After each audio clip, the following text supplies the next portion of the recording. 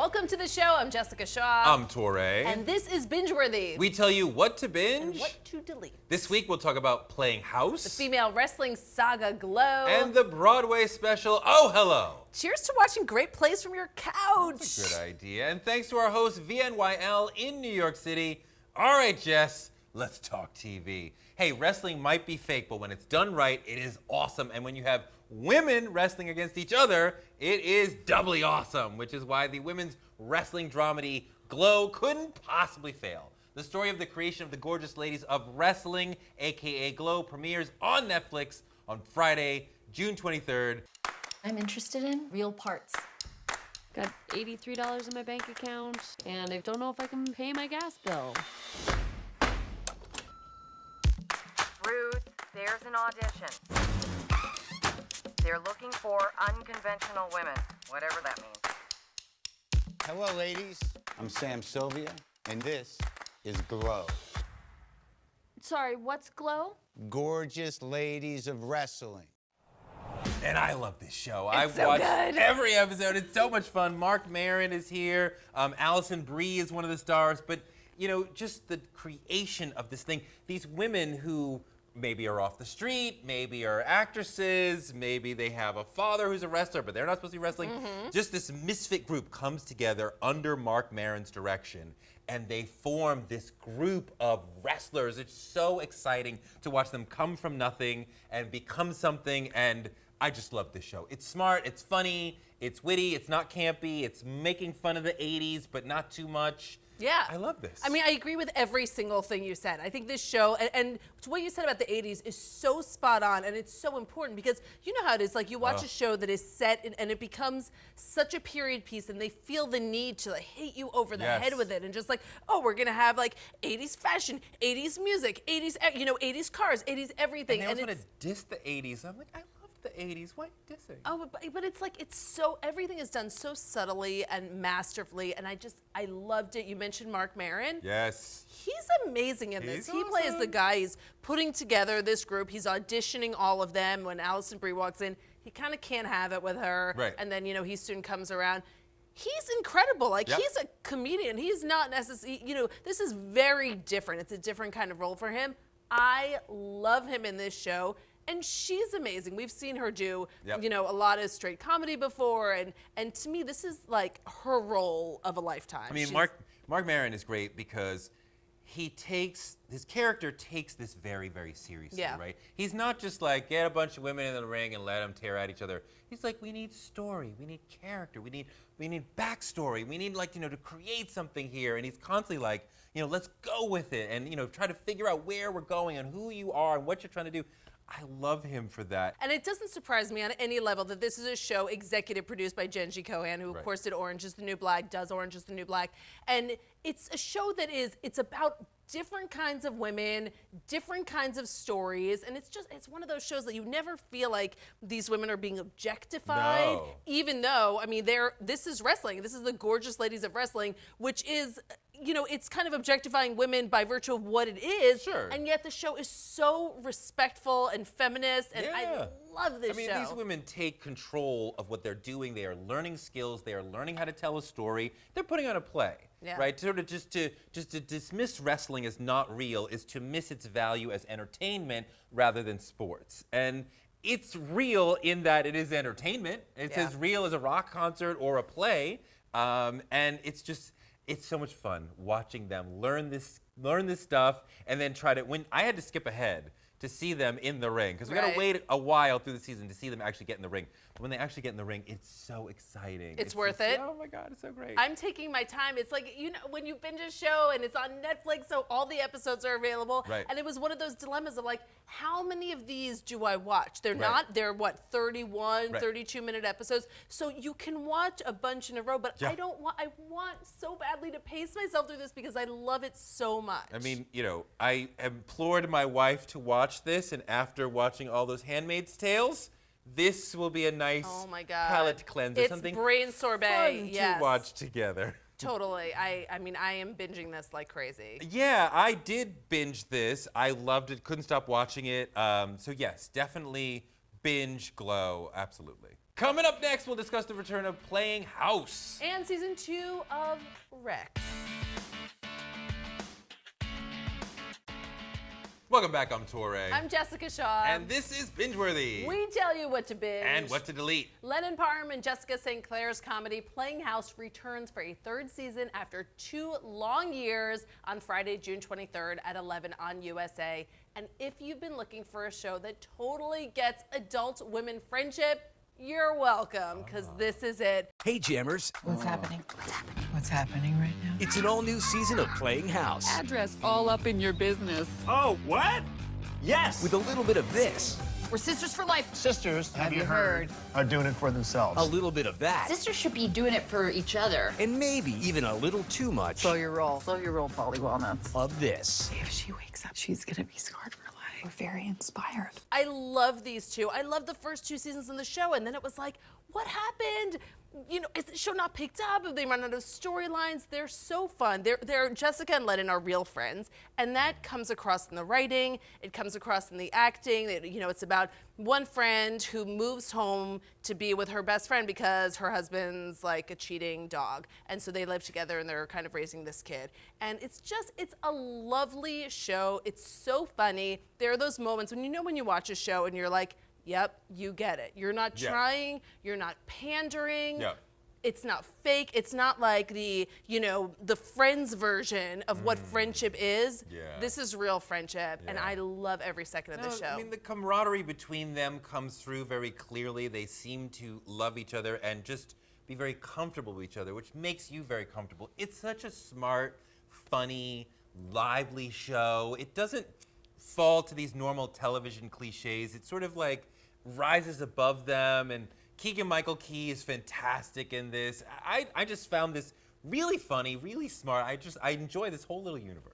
Yeah, I love it. I mean, I've only seen the first few episodes of this season. I know that at some point this season, Jessica St. Clair her character is going to have breast cancer, and that's something that she has gone through. And she wrote a beautiful essay, that everyone should read, survivors, non-survivors alike, about having cancer. And she decided, because so much of the show is drawn from their actual lives, that she's going to incorporate that plot into this season, and I'm really looking forward to seeing how they handle that, because that is at times like that is the test of when your life is falling apart. That's the test of true friendship, and I'm so looking forward to seeing how they bring that to the show and bring humor to that and bring heart to that. I can't wait. Yeah, it'll be interesting to see how they cover that in terms of, do you continue to be funny? Can you be funny in that situation? And Tig Notaro shows us clearly you can be funny, although, maybe in this moment you just get compelling. I love it when the comedian sort of takes off the clown mask and is like,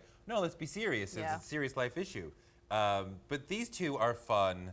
Just, most of the time, like a couple of chicks being friends, it's like, I'm good. But Really? Their friendship is fun to watch. I don't feel excluded as a guy. Yeah, I'm going to totally binge this couple of chicks being friends show. Yeah, I'm going to binge this because it seems fun and lively, and, it just sort of, in a lot of little ways, it just turns the sitcom conventions on their head. I agree, and I think in some ways it's because no one pays attention to this show, and sometimes, it's on USA at 11 p.m. on Friday nights. Yeah. Is there Who's a home? more, is there a worse time slot on the planet? Probably not. So it's almost that they're like, you know what, Lennon and Jessica, do your thing, make it the show you want to make, because I don't even know where you are. Wrecked, a loose parody of the show Lost, returns for a 2nd season on Tuesday, June 20th at 10 p.m. on TBS. They crashed on a deserted island. We did.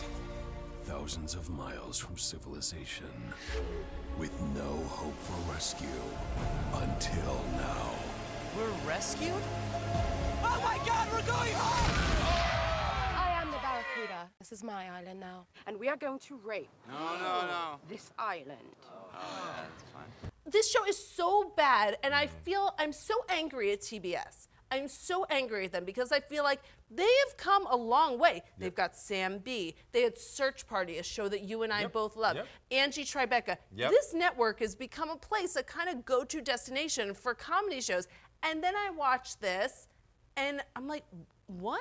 This is, I didn't laugh once, and I just felt like this was a waste of my pupils. Yeah, I kind of agree. It just seemed just madcap and wild and like what's really going on here, and we're all over the place. And did anybody really think through these jokes and these little storylines? And it's just like, yeah, just do it real quick. Like, what? No, this is a mess. It's the definite, to me, it's just funny. like, it's the definition of mediocrity. Yeah. And I just think in this, we say this all the time, there's so much good TV to watch. Yes. I'm behind on everything. Like, Yes. I haven't finished Yes. so many seasons of shows that I Yes. want to be watching, whether it's on Hulu or Amazon or Netflix or stuff that I've backlogged from this season of TV, even though the season finales have aired already. I'm not going to waste my time with this. I mean, even in a non-golden era of television, you still would not watch this. It feels just sloppy and messy and slapdash, and like we're trying to go for that Naked Gun wild thing, but like no, it's just not working. Yeah, I'm totally deleted. Me this. too. Deleted. Yeah. It's gone. Coming up, we're going to talk the STARZ show Power. And we'll announce the performance of the entire week. Welcome back. I'm Jessica Shaw. I'm Touré. And this is Bingeworthy. We tell you what to binge and what to delete. 50 Cent's gritty drama Power returns for a 4th season on Sunday, June 25th at 9 on STARZ. That first night in jail, no idea what's gonna happen to you. You're away from everything that comforts you, everything that makes you feel at home. Power poisons the heart. I'm being set up. It changes it from within. We need to make people believe you're a legit club owner, James St. Patrick. Keep your crews on point. It's business as usual. But you can't hide from your sins. If you like Empire, you should be watching Power, right? Because this does what Empire does a little more seriously, a little more gritty, a little more... Better? Honestly, yeah, grit. I mean, well, Empire has been before last season, was a great, compelling show. But Power is not the wild circus that Empire always wants to be. Empire is a soap opera, right? It's a nighttime soap opera. Power is a drama, right? For sure. It's not a dramedy. There's no funny moments at all. It is very serious. 50 Cent has a big part in this in terms of talking to the folks about, like, you know, here are the storylines we're going to use. Here are some of the details we can use to make this more interesting. He's an actor in this as well. But the center, of course, is Ghost, who is this great, powerful figure, you know, who just sort of radiates sort of strength, and I just who love is humbled. him. So I mean, he was for the first few seasons, Yes. and then he is humbled this season Yes. and broken down in many ways, which Yes. is so different than how we've seen him Yes. for the previous seasons. I have to tell you, like, I always feel kind of bad when people compare this to Empire. Why? Because I just feel like they're different shows. They're such different shows, and it always feels like there are other tortured family dramas that this should be compared to. So what should we compare Power to, if not Empire? I don't know. I'm trying to think of just I mean, a not to put you on the spot. patriarch in crisis, I mean, they're like both- Breaking Bad or. Okay. I mean, I would see Breaking Bad a little bit different. I mean, just in terms of, you know, they're both sort of set in the music world. They're both Right. sort of touching the underworld. You know, they're both sort of. There's a lot of black culture in both of them that matter deeply to the storylines and the main characters. And certainly in Ghost and in Lucius, you have people who had rough childhoods, and Yeah. that definitely comes up a lot as far as who these men are, and just they're both incredibly powerful in their respective businesses and everything, and that informs very much who they are. I mean, I only bring it up because Empire is obviously one of the big shows of this era. I only bring it up because Empire is one of the big shows of this era. And when you put them side by side, Power wins in most of the categories Right. because it's more serious, it's more detailed, it's more real, it's less campy, and less sort of wild and silly and a circus. And it's it's a very powerful drama in its own way. Yeah, I agree with you. I think it's a really well-written drama, and I think it's a well-acted drama, and it's one of those things. And 50 Cent's was very vocal about this late last year, about why is this show getting no awards consideration, no push for awards when it's on STARZ, a show, and it is by far the highest-rated show on the network. Shows like Outlander getting pushed. You know, I'm sure we'll see American Gods getting pushed for a lot of awards this year. And why does this show get no respect? And he was kind of fed up with it. And sometimes I watch that show, and it's hard to not look at that. Yeah. It's a troubling fact, obviously, about that show. Yeah, I mean, you know. Because it does hold up. It's a good show. Yeah, no, it is a good show. It is a good show. I mean, you know, I would encourage folks to watch it and binge it. I'm not sure if it's award material, but I can think of several reasons why 50 is probably right, that they're wrongfully not being considered for that sort of thing. There are reasons for that. Some of those reasons are fairly obvious, but you know, I think that he needs to fixate less on awards and more on making a great show, and that's what they are doing over at Power. So, you know, hats off to them. I will binge this 4th season of Power as they move into a new direction for Ghost, an entirely new era of his life. This is interesting. I watched the first 2, and this is not a surprise to anyone. Ghost is basically in prison because he's kind of being framed for this murder. You know, this happened at the end of last season and everything. But I don't like seeing him in prison that much. Like, I need him out of prison, because also I think it's either episode 2 or 3 where he breaks a guy's arm under the table that is so gross that I actually I was like, well, see, this is the sort of prison experience that I like to see, right? As opposed to, we talked about Orange is the New Black, Prison Light. This is like, well, I would not want to spend a day in that prison. It's, you know, it's messed up. And Ghost is being like, there's a guard there who's basically like, you're a cop killer, and I'm coming after you because of that, and he's well, it definitely made me sad to see Charlie Murphy, who recently passed away, as one of the guards, and just to see him made me sad. I remember how much we love Charlie Murphy, and he's very thin, which sort of like made me sad as well. But you know, Power, fantastic show, definitely binging this. And I would definitely encourage folks to binge it as well. This is a great show that people are not talking about. I totally agree with you. I'm definitely binging this. And it's worth going back, and don't start with 4. Go back and you can see everything that led up to this point, because like you said, this is a little bit of a turning point for the show, and you definitely want to know the family backstory and stuff before you start on this season. Oh, hello. Performance of the week goes to John Mulaney and Nick Kroll for their Netflix special. Oh, hello. Do you have any memorabilia from films, things you've taken that are special to you? Yes. Would you name them now? Oh. I have my Three Amigos outfit. Does it? Do you ever put it on? Do I ever put it on? Yeah, you ever wear it? Yeah. I don't want to go there now. Oh, you could be deported very quickly. Yeah. Well, you know, Trump is doing a remake. Oh, he is? Yeah, it's called No Amigos. Yeah. I saw this on Broadway. I saw it on stage. And I have to say, sometimes you watch something on stage and it's like this amazing experience. You're sitting in the audience. You think there's no way it's going to translate to sitting at home on your couch on a TV set. This totally translates. It's so fun. I mean, you know, the show, sure, it could have been edited down a little bit, 15, 20 minutes, but Steve Martin is their guest. I wasn't lucky enough to see Steve Martin as the guest that night, the night that I went on Broadway. He is so funny. I love seeing him with these two guys. They basically play these two Upper West Side guys who just are old friends, and they're bickering, and they're just, you know, they're disasters. I like this show. I love how you just slipped in there like, yeah, the night that I went to see it on Broadway. Well, I go to the theater. When I saw it on the Broadway.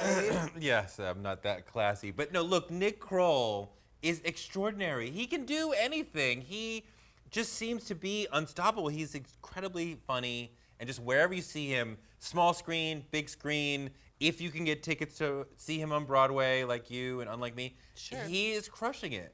He's amazing. And so is John Mulaney. I mean, I think the two of them together, they're so funny together. These characters are like eye-rolly and hilarious, and it's very obvious the moments that are scripted and the moments that where they're improvising, which I love because you could almost see them break at times, which is always like I love watching comedians almost break. Inspired by Glow, which is set in the 80s, we're gonna pick our favorite 80s show of them all. Jess, what do you got? I think my favorite 80s show is a show that I am revisiting right now, and it's called 30-something. Oh, I love that show. I love a lowercase t in the title.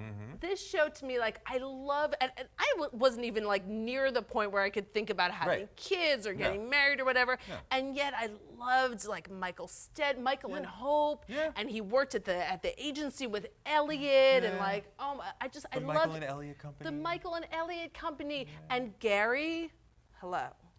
Can we talk about Gary? I mean, not to like completely objectify Gary, but we should objectify Gary because that like really made the show for me till he died. I too loved 30-something at the time, even though I was nowhere near old enough to know what they were talking about. Right. But just, why did we love it so much? Well, it was a great family drama, comedy. It sort of changed television a little bit, right? Because you had these multiple family dramas going on. It was drama and comedy.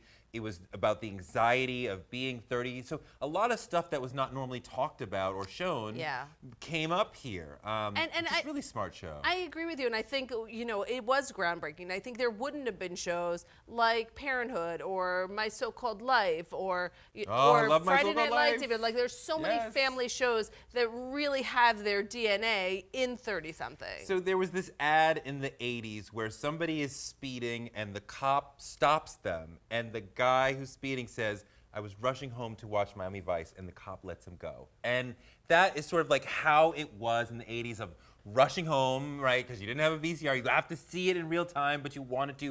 It felt like the whole country was watching it. It was like a movie on television every week, because it would be just epic with like stars and the camera looks and just like the outfits, and just it was like, you know, $1 million on the screen. It was way more expensive than every other show and way dramatic. I mean, this show thought it was the best show of the 80s. For and sure. like, you know, I mean, if it was a person, it would walk around with its shoulders back like, I'm better than you, 30-something. I'm better than you, 90210. I'm better than all of you. I have a lot of follow-up questions. One. I love Miami Vice. Did you wear your collar up? No. Did you wear pink? No. Did you wear a white blazer? I was a child. No. I know, but you might have, like, did you wear like the sunglasses?